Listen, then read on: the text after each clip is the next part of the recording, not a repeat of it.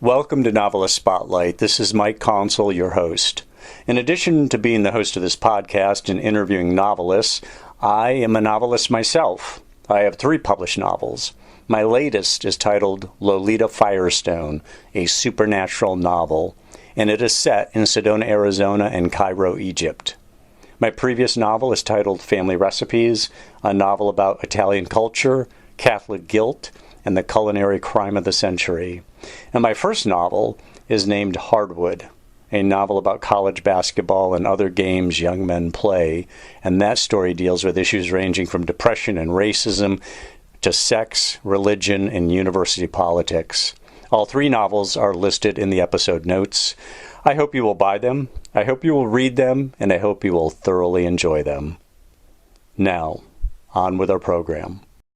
In the spotlight is Meg Mitchell Moore. She has worked for several years as a journalist for a variety of publications before she turned to fiction. She lives in the coastal town of Newburyport, Massachusetts, with her husband and her 3 daughters. Her latest novel is titled Summer Stage, and it's her 8th novel and a so-called beach read that we hear about every summer. Now, other than Summer Stage, her other novels are titled Vacation Land, Two Truths and a Lie, The Islanders, The Admissions, The Captain's Daughter, and So Far Away. That last one sounds like a Carole King song off her Tapestry album. Meg, welcome to the program. Are you a Carole King fan? I mean, not especially as much as anyone, but no, that I didn't come up with that title. My publisher did, and thank you so much for having me. And Absolutely. I do remember the publisher talking about Carole King when they came up with that. We struggled for that book for the title. Oh, there you go. Okay. Well, it's a great album. It was the best-selling album of all time for a while, so can't beat that. So let's talk. As I said off the top, you write beach reads, and I want to get your definition of a beach read because I'm not sure everybody defines them the same way. What's your definition of a beach read? Yeah, I don't know if I have a definition. It's a funny thing that happens, I feel, every spring and some early summer when all the summer books start coming out and people talk about what's a beach read. And I don't know, is it a book you read at the beach? Is it a book that's about a beach? It could be any of those things. I think it's a book that keeps your attention enough that you can take it someplace and sit reading it for a long time while you're soaking up the sun. But I don't think that means it has to be about a beach or take place on a beach. Often they do. So I don't really know the answer to that question.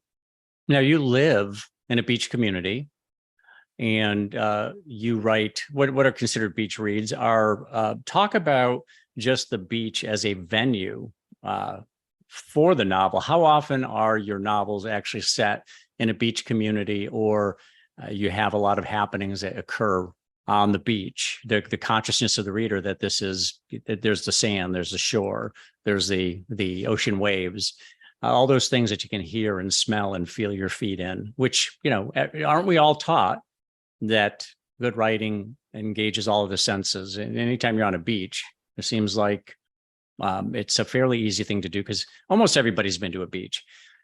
Sorry for the long-winded question, but the essence of the question is how often do you actually set your scenes on a beach? So I would say my last 4 novels are probably the ones of my 8 that are considered quote unquote beach reads. And they're all set in summer type settings. 2 on Block Island, which is a small island off the coast of Rhode Island. 1 on the coast of Maine, which actually has very few sandy beaches. It's mostly rocky coast. And 1 in the town where I live, Newburyport, Massachusetts. The other 4 books they're all set different places, but I didn't consciously think I need a book that feels like summer or that is in a summer setting. And then I had publisher change partway through. The Islanders, my 2019 novel, was the first book with my new publisher. And I think it became a little more consciously beach settings after that. So I would say for the last 4, I've had a lot of beach, but not always the same kind of beach. The Maine coast is very, very different from the sandy beaches of Block Island. And really, I think what I write about is community and sense of place. And so those last 4 books have had I think all of my books have had a strong sense of place, but I think in particular, those last 4 books have a very strong summer sense of place, but not always necessarily beach. Gotcha. So I took the liberty of looking up a definition that this one's supplied by Book Riot, and it talks about beach reads is a publishing term used to refer to the blockbuster books published during the summer. And today, let's see, it says today, the year's most anticipated reads often come out in late spring. Over time, the term beach read began to describe a particular kind of book, something that has mass appeal, among other attributes. So not a bad thing. Having mass appeal is a good thing. Writers do want to make a living. Right. So Meg, you began writing really early in life, according to your bio, back when you were learning cursive in classrooms, which a lot of classrooms don't even teach anymore. What was it about writing that drew you in? Yeah, I've always been a writer. I've always been a big reader. So I think it probably started there. I mean, I grew up in a time before the internet and before other distractions. And I come from a family of readers. So we have always read. That's what we did for fun. And we moved around a lot when I was a kid. My father was a naval officer. And so we moved every few years. And my mom, who is still a big reader now, would always take us first to the public library and get us our library card. And that was kind of the first step to any new town. So it all began with reading for me. And then I grew to love writing from there. And I always have loved it, but not always. I didn't always know that fiction is where I would end up. I worked as a journalist for a long time. I studied English literature, undergraduate and in graduate school, thinking I would be an academic. So I was sort of dancing around the fiction for a while without really committing to it. And then eventually I did commit to it. And here I am. Now, your dad, you said, was a Navy officer. You were a Navy brat. Is that right, growing up? I was a Navy brat. Yep, that's right. So you're exposed to a lot of different places, a lot of different people. I would think that creates rich soil for the creation of characters. You must have learned how to get along with people because you were here's the new girl in class right in the middle of the semester, probably exactly. In some cases. Yeah. Talk about what it did for you as a person, how it benefited you. I know that's tough stuff as well, having to be the new kid in class and being uprooted and leaving your friends. But from a personal standpoint, what did it do for you? And do you extrapolate from all those experiences and use it for your writing as well?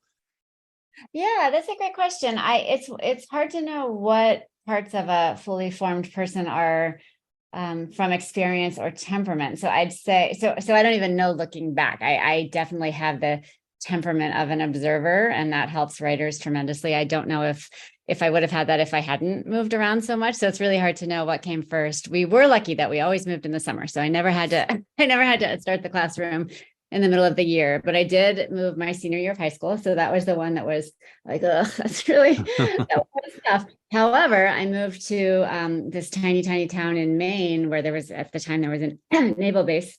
The town is called Winter Harbor. The naval base is not there anymore, but it was at the time. And that is the setting basically of my novel, The Captain's Daughter, which came out in 2017. So it's a fictionalized version of that town. So in retrospect, I was picking up things all along the way, probably with every experience. If you asked me during that senior year in high school, was this going to benefit me later? I would have said, absolutely not. I wish I hadn't had to move. So I think it helped in various ways, but definitely, I mean, by nature, I'm, never the loudest one in the room. I'm always sort of watching other people or listening to other people's stories rather than telling my own. So it's hard to know what came first, but I think it all worked together really well. So your dad must have been a bit of a disciplinarian. He's a Navy man. And I don't know if he was strict, if he issued orders to you. Were there things about the way you were brought up that you have now transferred to your daughters? Oh, that's funny. Well, I am the stricter one of between my husband and me, I would say. I don't know if I get that from my dad or not. My dad is the kind of, I mean, he's not strict anymore, but he's still around.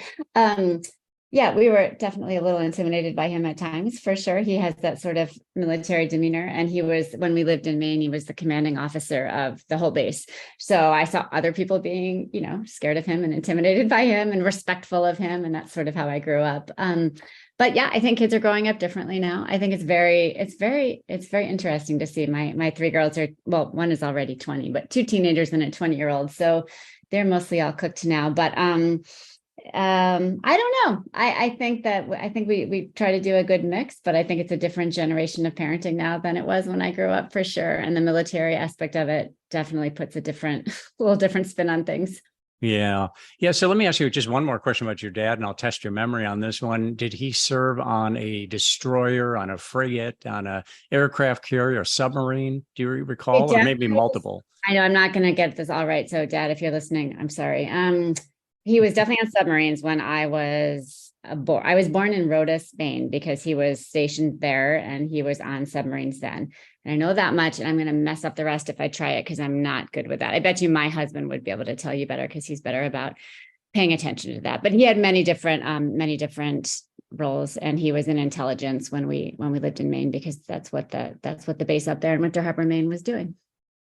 Well, he certainly doesn't have claustrophobia if he spent time on a submarine. I've been on a military submarine, not because I served in the service, but it was one that I had gone on board it was basically a museum at the time. It was amazing how such small spaces that the seamen have to occupy. Well, good for your dad. Now, let me ask you about this thing in your past. You at one point picked up, this is 2012, you, your husband, your daughters moved from Massachusetts to Northern California. And what town in Northern California did you move to? We were in the town of Danville, which is east of. Oh, yeah. Beautiful town, not far from me. Okay, where are you?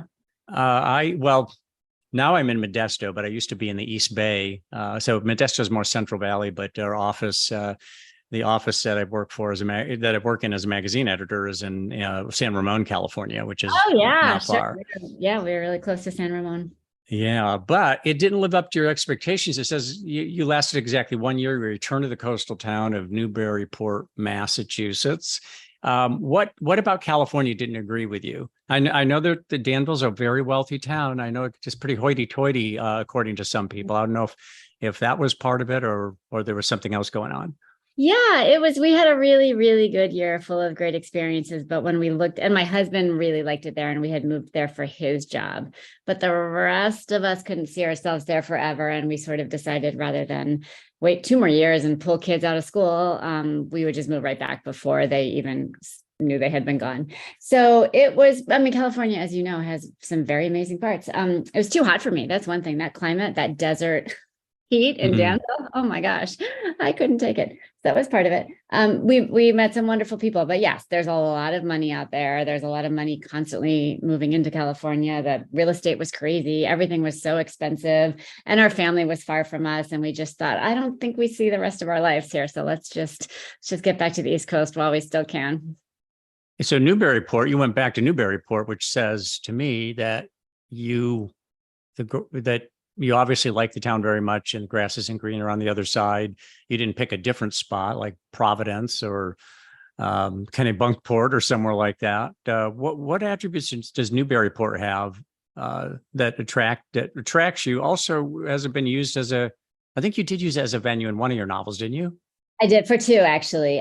My second novel, So Far Away, was set in Newburyport, and my my 2020 novel, Two Truths and a Lie, is also set in Newburyport. It's just it's a fabulous town. It's a really great town to bring a family up in. And I think because I did move around as a kid, I didn't have that one hometown that I could, go back and see my friends from, come back from college and go out on the night before Thanksgiving and all these small town things I always hear about. But my kids did have a chance at that kind of upbringing, and this very safe, wonderful town with pretty good schools and gorgeous, gorgeous beaches and woods and really nice natural beauty, and close to Boston and close to Maine. It's kind of perfect in a lot of ways. So it was also close to I think at the time, the job my husband was coming back to. So there are a lot of reasons, but we wanted our kids to have the grounding in one place if we could give it to them. So we decided just to stick with continuity. Tell us about your new novel, Summer Stage, and tell us about Amy Trevino.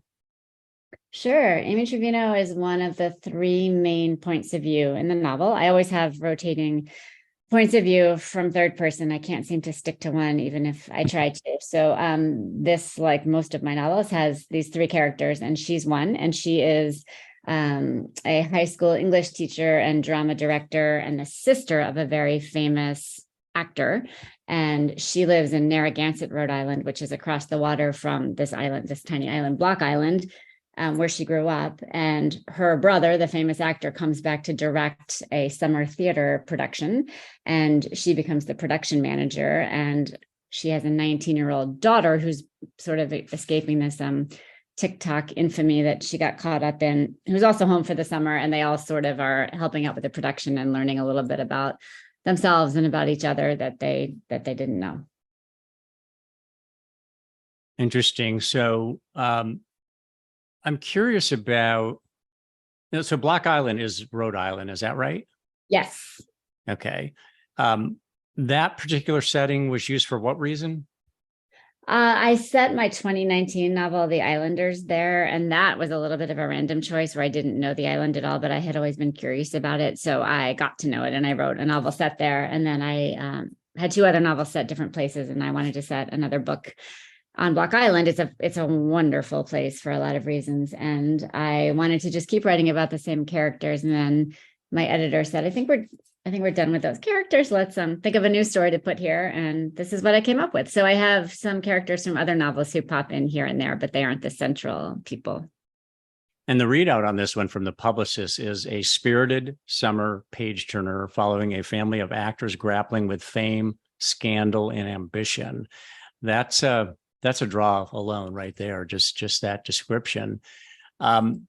You're on book number 8. This is novel number 8. But, you started as a journalist, and I suppose it's not unusual for journalists to decide they want to become book authors. What motivated you back when you became a journalist? You studied English, you said, in college, and something else? Was it just English, or? It's just English. And then I studied, I got a master's in English literature also. So I thought I was going the academic route, but I wasn't. Oh, okay. So you ended up becoming a journalist.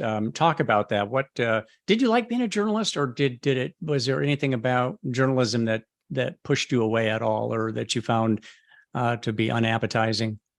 I liked it a lot. I was working mainly when I had a full-time job. I was working for for a couple of technology magazines and some business publications, which wasn't my area of expertise, but I really liked the work. I started as a copy editor actually with my first job, and I love that kind of work. I really like copy editing. And then I became an editor, and I really liked that too. But I sort of was trying to get to writing the whole time. And eventually I did. And I worked for these technology magazines for a while. And then I became a freelance journalist for a few years before finally getting the fiction going. So I've done all different kinds. I do like it a lot. There are things I still miss about it. I really like having a deadline and having, shorter pieces that you can finish and be done, and you see them in a week or a month and not in 18 months, the way it is with novels. So some of that immediacy I think is really nice. But I was never a hardcore, I didn't do hardcore news or political journalism or that sort of thing. Well, you did work with technology magazines now, so it's been a while now, but are you still adept with technology? No, I mean, no, using it probably, but I would not be able to write about it now. I'm not sure I knew how to write about it then. I was definitely learning on the job. But that's the thing about writing. I mean, my job was to talk to technical people about their jobs and make it readable to people who might not understand it. So in a way, that was a nice kind of challenge. But no, it isn't my area of expertise whatsoever. Gotcha. Do your girls do video games? They don't. No, they never have been. Yeah, the world of gaming is very foreign to me. I don't know anything about it. So your college years were spent where? Providence College in Rhode Island. Oh, Providence. Okay, very good. And was your master's degree also from there? No, that was from New York University. Oh, NYU. Wow. Okay, very good. So talk about the transition from journalism to fiction writing. I've told this story before about Tom Wolfe, who wrote books that were essentially narrative nonfiction. He was doing journalism, but he wrote really exciting books, and he thought, I'll just switch over and write some novels. And he ended up finding himself crestfallen by the whole thing, because he suddenly realized, wow, writing a novel, which he thought was going to be a simple step, turned out to be kind of devastating for him. He had to go on for months and months before it started to click for him. Did you find that transition to be difficult, or was it a natural for you? I found it to be difficult to find an agent and to get published. Those steps took a little while for me. I didn't have any, secret path or didn't know anybody in the business. I had to just do it the old fashioned way and find an agent by querying agents. So that part took a long time. The actual writing, I think, is actually easier having the journalism background because I'm used to writing. A lot of times I'll sit down and I'll say, okay, I'm going to write 1,000 words or 1,200 words today. So I still think in word counts the way I did when I was writing for magazines. And I'm really good at being edited, which I think is great to have a journalism background for that. Nobody likes to have everything torn apart, but I don't have a huge ego over things that aren't working. I understand that it takes a team to create something good. So I think journalism was a help in most of the ways rather than a hindrance. Yeah, isn't that the truth? People need to kind of relax because editors do go to work on copy, and hopefully, a good editor will make it better. But that can be difficult to get accustomed to, or if somebody feels that they have a bad editor. I think everybody, when they're early in their journalism career, thinks all editors are bad editors until they start to get a little bit more objective about it. Right. It's a tough job. Yeah. Yeah. So do you read while you're writing? Now, I don't mean, the reason I ask this question is I've talked to authors who say, I can't read when I write because I start to take up or take on some of the flavor of what I'm reading. And I remember that Sidney Sheldon used to say, I don't read anything when I'm writing. And he used to just hide himself away and completely immerse himself in what he's writing and didn't read anything else. Of course, he would crank out what no doubt was considered a beach read at the time. And I think still to this day, but he would crank that out in, a few months, just isolate himself to do that. Do you read simultaneously, or do you like to go on a reading fast? I do read. I always have one book going and usually an audio book going at the same, not literally at the same time, but simultaneously. So, yeah, I've heard that too from writers. I don't stop. I think sometimes I might pick up a book that's a style that I am comfortable, that gets me going. Sometimes I'll read a little piece of something just to be inspired, not so I can write the same thing, but just so I can understand how language can work. So I find it helpful. I think if I were trying to write maybe a very particular kind of book, a thriller or something, maybe I wouldn't read in that exact genre, but I don't think about it too much. Do you ever write while you're at the beach? Go to the beach and put out a sand chair and an umbrella and write? No, that's not your venue for writing. Where do you write? Ellen Hildebrand writes her books like literally on the beach with a pen and a paper. Who does that? Ellen Hildebrand. I think she is often writing on the beach. But I feel like the sun is the sand. It just seems messy to me. I can't do it. So I usually write at home. If I have quiet at home, I will write at home. That's my favorite place, but I don't like writing in the middle of chaos, which there often is at my house. So if everybody's at work and school, and then I will work in a small home office I have. If there's too many people around, I will go to a cafe or something, because I can work with other people's background noise as long as it's not like, people asking me for things or telling me things. So I don't mind. I don't need total quiet, but I do need to be a little disengaged from requests for dinner or whatever. Yeah, I get it. So what, in addition to that, what is your method? Are you a word count person? Do you put an X number of hours per day when you're running full throttle, or is it catch as catch can? How do you work? I'm mostly a word count person when I'm drafting. When I get close, so between 1,000 and 1,200, sometimes up to 1,500 words a day, depending, which takes a few hours usually. So that's what I try to do on all working days, which would normally be, my kids are starting to head off to college, so things are shifting, but would normally be during the school day is when I would do those hours. I don't write well at night, so I don't usually go back to anything at night. I might go back and answer emails and that kind of thing, but typically I don't write at night. And so I usually write in little chunks of time. Like I do that tomato timer method, the Pomodoro technique, I think it's called, where I have that, like the actual little red tomato timer, and I set it for 25 minutes and I just try to concentrate and not check email. And after every 25 minutes, I take a 5-minute break to do whatever I need to do. And then I can check email or answer a text. And then I try to do 4 or 5 of those and then take a longer break. So if I do that twice or maybe 3 times, that's kind of a work day. And usually by then I've reached my word count. If I'm really late on a draft, I will write more words, or I will go away for a few days and write, and really concentrate. So I usually have to go away a couple times during a draft to really get things done. That method you're talking about, 25 minutes and a break, or whatever denomination you're talking about, I think a lot of times people don't realize just how enervating writing is, and that those breaks are really pretty critical, rather than sitting for 3 consecutive hours, say. Just getting that little break and being able to get up and walk a little bit, and just create a little bit of physical stimulation. I always find that physical stimulation creates mental stimulation and is good for creativity. When you say draft, are you talking about your first draft, or are you talking about a thorough outline? I'm talking about the first draft. I usually write a pretty messy first draft. Maybe I'll have a very basic outline, but not a detailed outline. And then I will usually write an outline after, when I look and see everything that's missing. And then I'll work from an outline for the second draft, depending on, how bad the first draft was. But my first drafts I just get them down. I get them down. They're not always in order. When I am writing them, they're very messy, they're terrible. And then I work from there, but I have to kind of get that down first. Do you outline at all? Do you use an outline to start with and then you start drafting? No, sometimes really rudimentary. I'll have just, a cup, like a few 5 things written down, or some basic things that happen in chapters, but nothing detailed. So the outlining I do usually after, and even then it's not that detailed. It will just be, here's a 1 sentence that happens in this chapter. I don't really go into great detail with the outline, but I find that if I'm stuck somewhere or the plot isn't working out, usually an outline can help me see what's missing.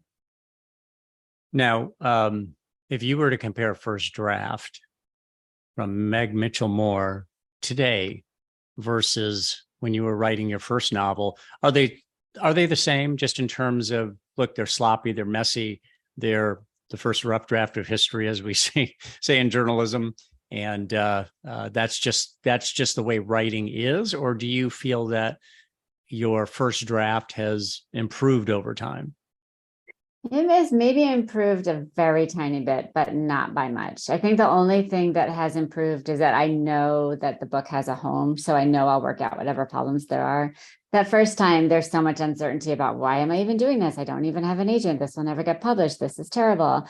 I don't know what to do. But at least now, when I feel like things are terrible, I think, okay, but my editor's going to read it and she's going to help me and we'll figure it out. And I kind of know what I'm trying to do, so I know I'll get there. So I don't think the actual draft is much better now. It depends a little bit on the book. The first draft for Summer Stage was actually pretty decent for me. Not like it wasn't ready for anybody to really read it, but it was like kind of all together in the first draft. I kind of had most of the pieces.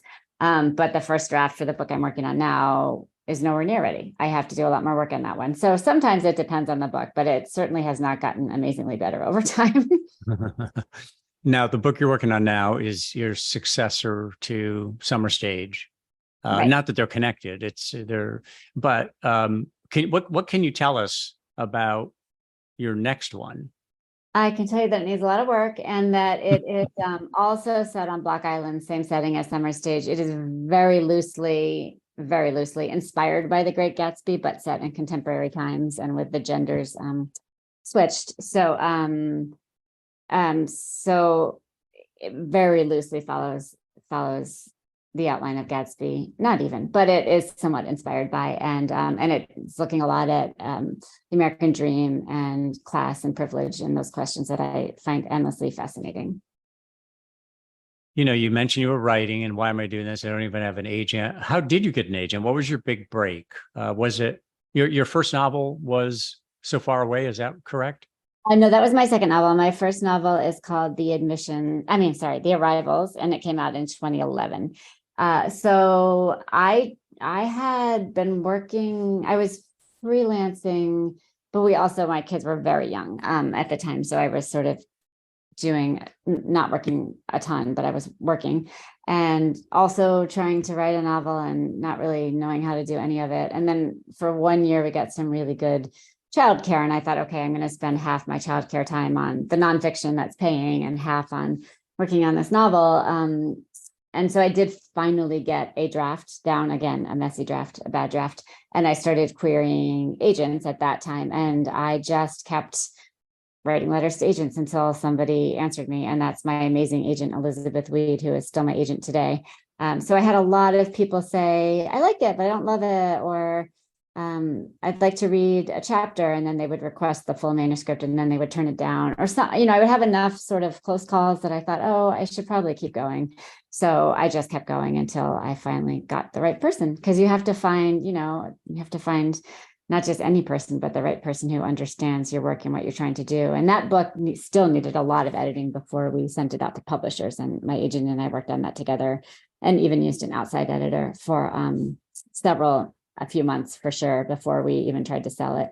So it wasn't ready, but at least there was somebody who knew that, or thought that I could probably get there if we worked hard enough on it. It wasn't an easy process. It was not. I mean, you definitely hear all kinds of stories. People can go about it different ways, but my way was just kind of long and not that much fun. And it actually took a while. Now, was it the standard thing where you send out the query letter, you have a sample pages, and then your agent had said, I'd like to see the whole manuscript? Yeah, I think she must have. I can't quite remember now. It was a long time ago, but I think that's what happened. And I do remember that I remember that one agent, and I don't even know who it was. I remember her writing back to me and saying, I'm not the right agent for this book, but I know you'll find a home for it. And I really clung. I wish I knew who it was so I could thank her, but I really clung to those words. I thought, okay, she said, I'll find a home for it. This person I don't even know. And maybe she says that to everybody. I don't know, but that helped me so much, because she knew she told me that she thought I could get there. And so that just kept me going for a while. So I guess I must have just, my current agent, I'll have to ask her what she remembers. I think I probably just sent the query letter and she asked for the book at some point. I just remember her calling me and telling me that she wanted to take me on. And I couldn't believe it was happening, because I'd been waiting for so long. To get any response at all is just a big deal. I mean, you got positive response. So that's truly a big deal. I'm not surprised that you were inspired by that. Is there any one of your books and any one of your novels that came particularly easily that you would look back on and think, if all of them could come this easily, and I could feel this kind of relationship to the writing, I'd be that much happier with what I'm doing. Not that you're not happy with what you're doing, but was there one that came especially easily, or that you feel like is your premium effort? I think I would say Summer Stage, probably my newest one, probably came most smoothly. Before Do you know why? that, no, I just kind of knew who the characters were. I didn't have to figure them out. I understood them. And I had a lot of it takes place around this summer theater production. And I have these two wonderful friends who, one's an actor and one's a casting director, and they were sort of walking me through the process. So they just helped me understand the whole world. So I felt like I got it really easily. And it was, I don't want to say easy, because that's not true, but easier to write it. And I sort of always knew where everybody was headed. So that was probably the smoothest. Before that, I have a novel called The Admissions, which is the one I wrote after we had lived in California for a year, that has to do with college admissions and crazy California people with money. And that one didn't come easy either. And I had to find a new publisher for that. So that was a long process. But I do remember that story always felt comfortable to me. I always felt like I know what I'm trying to get at. But sometimes you don't know, and you really have to figure it out as you're going. And that can be painful. Now, has your husband ever read one of your novels and said, hey, this sounds suspiciously like me? I mean, not that you would write him entirely, but maybe he was enough of a composite figure that he said, that sounds like you're writing about me a little bit. Well, I think he's probably thought that more than he said it to me. I'm not really sure. You have to ask him. I heard him tell someone the other day that there's a character in The Islanders who wears gray t-shirts. And I heard him tell somebody that that was the closest he's ever been to being in a book, was he also wears a lot of gray t-shirts. And I don't even know if I base the gray t-shirts on him. So I don't see a lot of similarities in what I'm writing to people. I know I really don't do any of that on purpose, and I don't think I do much of it. But yeah, people always People will look, and if you look hard enough, you'll find something. Sure. How do you think your writing will change with age? I mean, if you look down the road 10, 20, 30 years, I mean, you're still a young woman. So there's a lot of time, a lot of track ahead of you. And so, yeah, how do you think it will change? I mean, will you still be doing beach reads, do you think? Or is there another type of writing that you kind of have on the shelf right now because, look, this is working for me. And every time I write one, the publishing company and my agent want another one. But in the back of my mind, there's this other type of novelization that I would take a stab at given a little breathing space. Yeah, that's a great question. I don't know if I've thought enough about that. I have always wanted to write a thriller because I so admire a really good thriller. So maybe someday I'll do that. I don't, but the people who do that well just do it so well, and I don't know how they do it. So that's a little bit in the back of my mind. I don't know. That's a great question. I'll be curious to find out. I'll let you know in 20, 30 years, right? Back. What about, do you spend any time thinking in terms of the number of characters, as in, I mean, I've read novels before that had too many characters. And then, there's some great historic novels that have almost no characters. I mean, I think of The Old Man and the Sea, where there's essentially, one character and a fish and the kid on the shore, but I mean, very few, but a masterpiece. Then you have masterpieces that have a lot of characters. Do you, or maybe you've run into situations where your agent or your editor said, that you've got too many voices, you've got too many people to track, you've got too many entangled relationships. Do you run into that? Or do you find that organization is maybe one of your strengths as a writer? Organization is not one of my strengths. I wish it were. I find I sometimes want to write in too many points of view. Yeah, because I do like the multiple points of view. And I found that 3 works really well, but I'm always like, what about if we had 5? Or what if this person had a little chapter?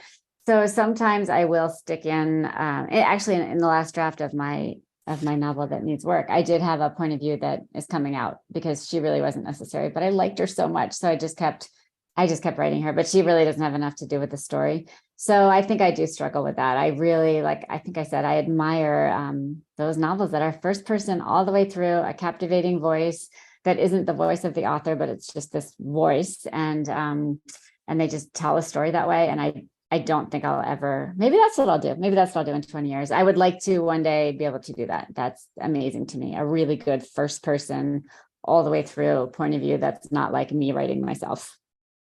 Now you mentioned, go ahead. Finish that. Oh, no. Well, you had mentioned rotating points of view, and some of my favorite books have had rotating points of view. And that's a staple for you, it sounds like. Talk about why rotating points of view appeals to you so much from a writing perspective. I think it's just the way I think. It's the way my brain works. It's the kind of book I like to read also. It doesn't mean that that's all I read, but I find that the books I gravitate toward are generally told in more than one point of view, generally third person, not always. And sometimes there's an exception to that, but I just can't seem to tell a story any other way. I kind of want to know what all the people are doing and I want to see them come together. I think it's technically more challenging that way because you have to figure out, oh, does this person know what that person knows? And you have to really be straight on all of that. And you can get yourself tangled up really easily, which sometimes I do. So I think it's just how my brain works. I've tried other things. It doesn't work. It doesn't work for me. I asked you earlier about organization, and here we are talking about the rotating point of view. What about the strongest part of your writing game? What do you consider yourself to be your primary strength? I mean, is it dialogue? Is it creating characters? Is it description, plotting, pacing, mood? It's not plot. I think plot is my weakest. So my strongest is character or place, I think, and sometimes dialogue. And I'm really good at writing teen characters, especially, and also kid characters. And that's what people have pointed out about I almost always have, actually, I don't maybe that's why my current book needs work. Maybe it needs a teenager, but I almost always have a parent and child dynamic somewhere in the book. In my last summer's novel, Vacation Land, it was younger kids. I think they were like 13, 10, and 7. And I just loved those kids, and the readers really loved those kids. And especially this one little girl named Claire, she's 7, or 8, I can't remember, but people just love this girl, and I loved her too. So I think that is one of my strengths, is writing younger characters and just characters in general, and dialogue when things are going well, and setting generally, but not plot. Plot is where I need the help. So I think everyone has their weakness. I feel like I can get down all those other pieces, and then somebody else has to say to me, yeah, but this doesn't make sense, or what's going to happen. And I sort of need an outside voice at that point to help me. So what about, it sounds to me like your daughters have, they've been a real help just in terms of understanding teenage sensibilities, the dialogue between them, the things that upset them, the drama that seems to crop up. Would you say that your daughters have appeared in your books in one way or another? I mean, not that they're the same people, but only that they've given you, they've kind of fortified you with that whole mentality of the teenage girl. Yeah, I would say so. Not specifically, because they would never forgive me. And also, they haven't read, one of my daughters has read a few books, but 2 of them haven't read any books, so they wouldn't even know. But yeah, I don't put I might put something, if they used to say something funny when they were little, if they pronounced a word one way or used a funny term, I might put some of that in there, but not specifics about them. But for sure, being around teens a lot, as I am, and watching, high school dynamics go on, which are fascinating to me, way more fascinating than when I was in high school. I like watching their friendships develop, and maybe their first relationships, and their senses of humor and their awareness of the world. So I love sort of having a front row seat to all that, but also just the world they're all growing up in, the world of social media, which is not a world I had to grow up in, and watching what they have to deal with on a daily basis and how they do it. I mean, they don't know any different because this is their world, but it's just, it's crazy and fascinating. And I feel like I just could watch it forever. How about the naming of characters? How much emphasis do you put on that? And do you have do you keep a file of potential names? Do you put a lot of emphasis on naming characters? I should do that. I should have a file. I don't have a file. I do think about it a lot. I try not to have anything so crazy and exotic that it couldn't, really be a person, but also not. I mean, no, I do have some pretty basic names in my books. I do try to make sure it matches, the race or cultural background and age of the person, because I think that's important. I try not to name characters names of people I know, and that in my novel, 2 Truths and a Lie, that takes place in my town where I live, that book had a lot of characters. They weren't all important characters, but there was a group of 12 moms and 12 daughters, and that, they all had names, even if they didn't play a really important part in the plot. And that I really concentrated on, because everyone needed to be a name that would make sense for that age, but also not somebody that I knew.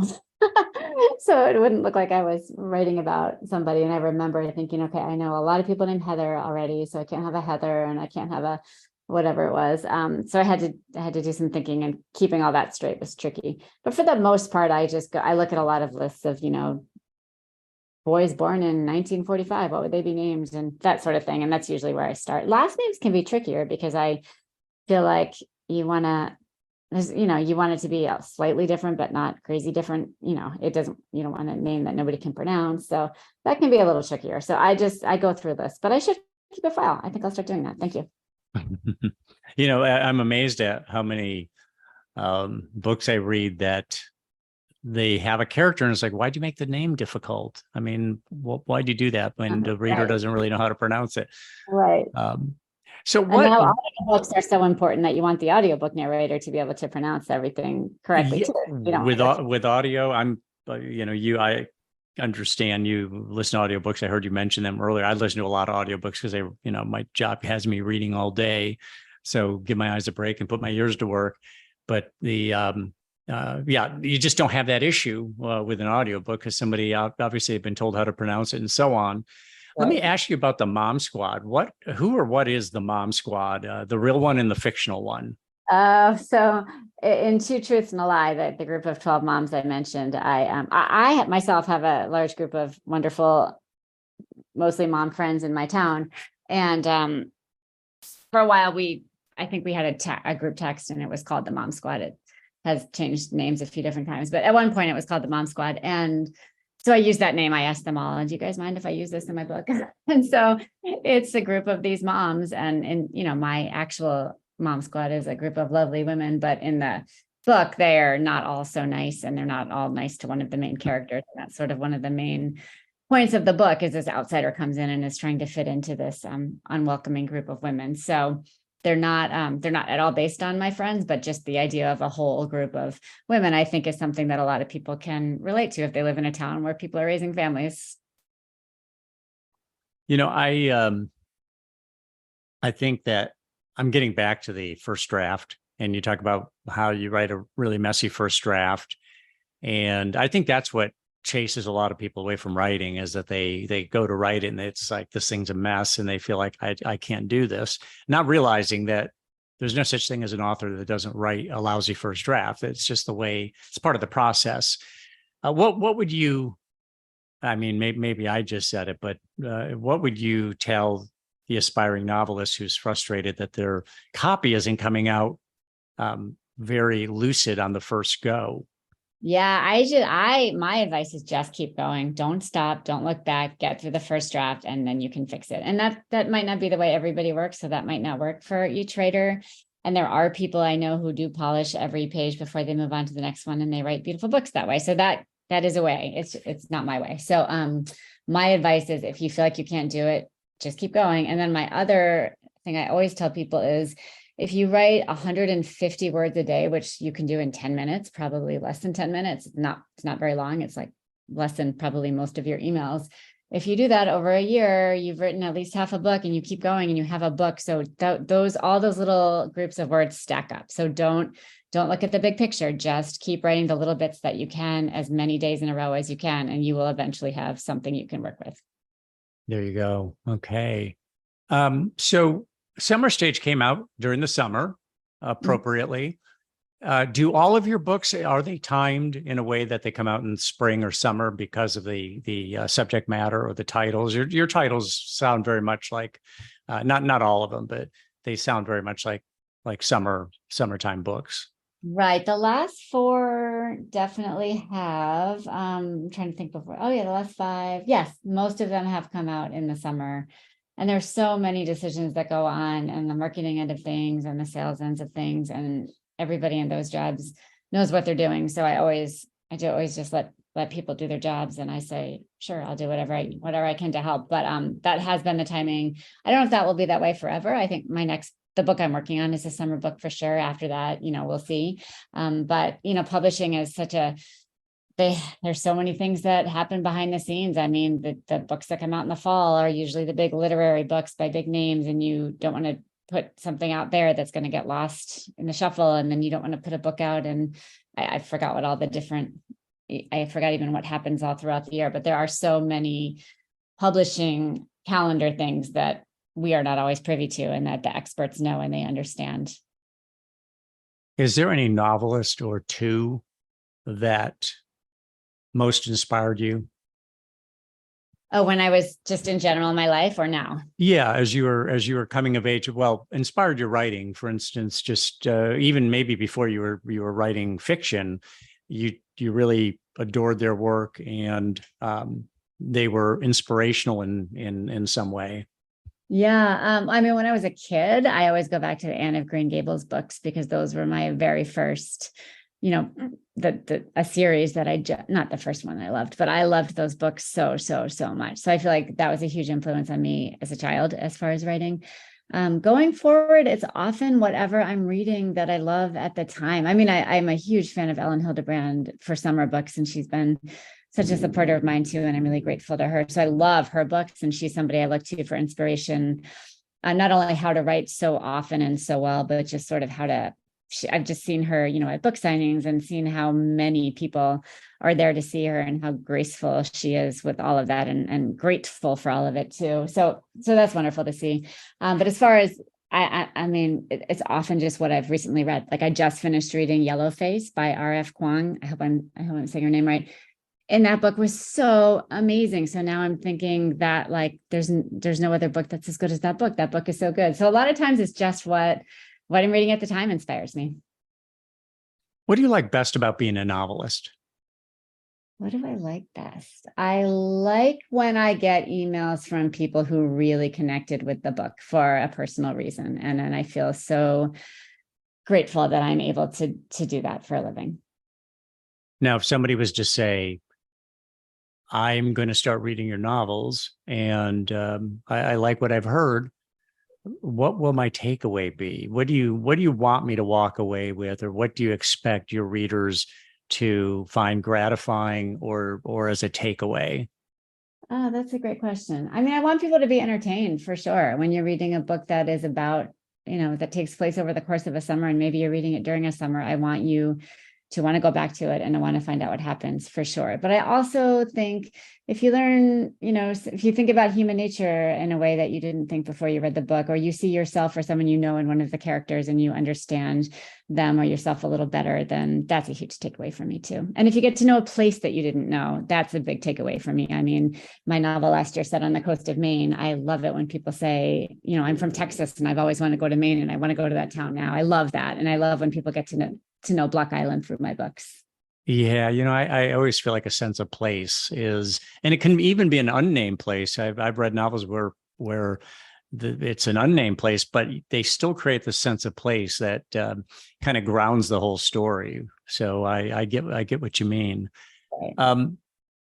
What would your message be? Now you mentioned, I asked you about first drafts and somebody who's struggling with that. Other than that, what would your message be to the aspiring novelist? What would your best piece of advice be, or your message would be to them?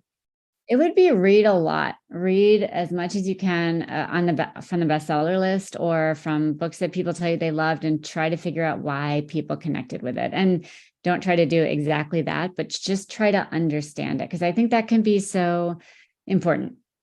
And a lot of people miss that step. A lot of people think, oh, I can write. It doesn't matter if I read, but I think reading is, 75% of it. Yeah, very important. You've obviously been a successful novelist, and you're living many people's dream right now. But no doubt, regardless of how good a career is, people always think in terms of another next step or next component. Is there anything that hasn't happened in your career? Well, I'm sure there is, but is there a missing piece, something that you want to happen next? I don't know if any of your books have been made for cinema, or there's some other, or have never been translated into other languages, and that's the next piece that you want to put in place. What isn't there yet in your career that you want to see as the next happening? Yeah. I've never been on the New York Times bestseller list, so that's a goal for sure. And I would love to see something translated into probably television. And I think it would be Two Truths and a Lie would be my first choice. I think that book could make a really great limited series, sort of along the lines of Big Little Lies, or one of the other there's so many phenomenal 8-episode or 10-episode series that are out there now. So when the writer's strike ends and the writers get everything they need, which I believe they need to get, and they go back to work, I would love to see that.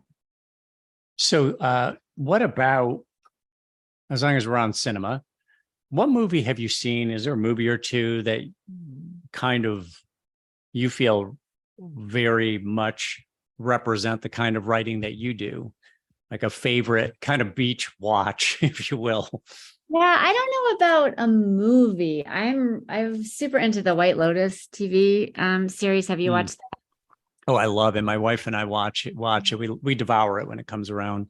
So I kind of feel like that. I like the way that show walks the line between dark and light, and you get both. And I feel like I like to try to do that sometimes too. So I feel like that's not a necessarily comparison, but certainly a goal, because I love that kind of storytelling. I love it where you're so invested in these characters and you're also like, well, what are you doing? You're crazy, but you're also laughing at them and you're also a little frightened for them. I really admire works of art that can do all of that.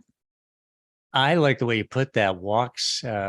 I'm typing it down because I'm going to put it in the episode notes. I think walks the line between darkness and light. And I think that nails it. The way you worded it, I think that's exactly what White Lotus does. And to our listeners, anybody who has not seen White Lotus, highly recommended. And so good. Very, very good. Meg, thank you so much for coming on the program and sharing so much of yourself. Thank you. These were fantastic questions, and I really appreciate your time.